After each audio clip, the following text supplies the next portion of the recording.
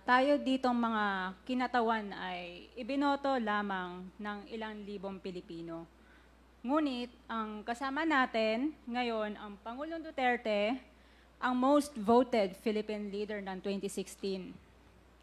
At ang kanyang anak, Vice President Sara Duterte, ang most voted Philippine leader naman ngayong 2022. I would like to manifest na gusto ng sambayanang Pilipino ang pagdurog niya sa mga kriminal, durugista at NPA na terorista. Kaya sila ibinoto at patuloy na mahal ng mga Pilipino. Kaya gusto natin ng patas na hearing.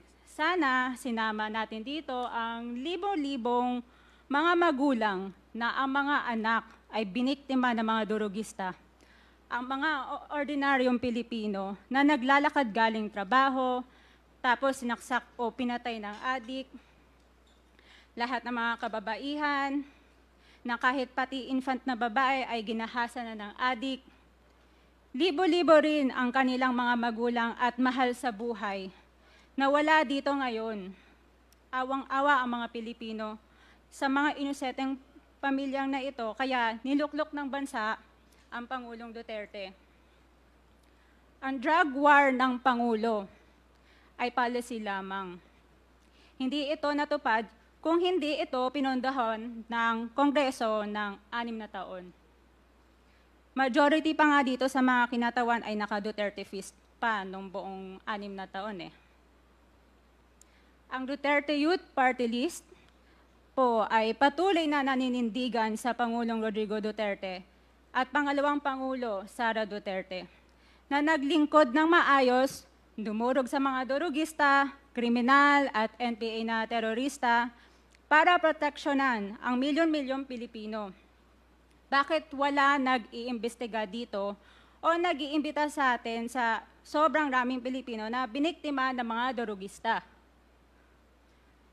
And lastly, sa mga kongresista na kaalyado ng mga NPA, mahaya naman tayo sa topic ng pagpatay dahil kayo mismo, hindi kayo nagsasalita sa pagpatay ng NPA sa mga pulis, sundalo at mamayang Pilipino. Pati rin po sa mga natitirang resource persons na gusto mag-abogada papuntang ICC, si Attorney Maria Cristina Conti, na kandidato ngayon ng Bayan Muna Party List. Kasama po ang inyong katabi na si Nery Colmenares ng Bayan Muna. Sa NPA, nire-recruit ang mga kabataan para pabagsakin ang gobyerno at pumatay ng mga pulis, sundalo at tropa ng gobyerno.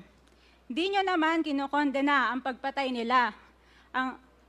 Ang kinokondena nyo ngayon ay ang dalawang naging most trusted leaders ng bansa na todo effort protektahan ang milyong-milyong mga Pilipino. In support sa advocacy sa Pangulong Duterte, ang Duterte Youth Party List ngayon, Kongreso ito, ang kaisa-isang nagpapanukala ng pagbalik ng death penalty para sa mga rapist, kidnappers, durugista at terorista. In behalf of the Duterte Youth Party List, kami ay nagpapasalamat sa todong suporta ng Pangulong Duterte at VP Sara Duterte sa mga tropa ng gobyerno at sa pagdurog nyo sa mga kriminal, durugista at NPA na terorista. Yun lang po. Maraming salamat po, Mr. Chair, at magandang gabi.